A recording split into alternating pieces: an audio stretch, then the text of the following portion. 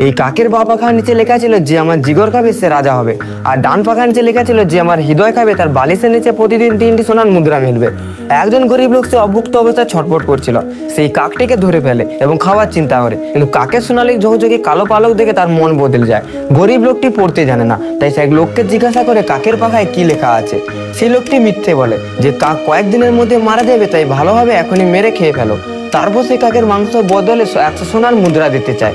গরিব লোকটি টাকার লোভে কাককে মেরে ভুনতে শুরু করে, কিন্তু সে যখন বাইরে যায় তখন তার এই 2 ছেলে কাকের জিগর ও হৃদয় খেয়ে ফেলে।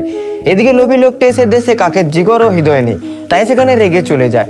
গরিব লোকটি রেগে গিয়ে ছেলেদের উপর চটে যায় আর তাদের বাড়ি থেকে বের করে দেয়। 2 ভাই ঘুরতে ঘুরতে এক শহরে পৌঁছে যায় এবং সেখানে একটি সোনার বেঞ্চে ঘুমিয়ে পড়ে। পরদিন সকালে শহরের লোক আনন্দে চিৎকার করে ওঠে। বড় ভাইকে রাজা নির্বাচন করা হয়, কারণ নিয়ম অনুযায়ী সে বেঞ্চে বসেছিল তাই সেই রাজা। আর ছোট ভাই সে হৃদয় খেয়েছিল, তাই বালিশের নিচে প্রতিদিন 3টি সোনার মুদ্রা পাওয়া শুরু হয়।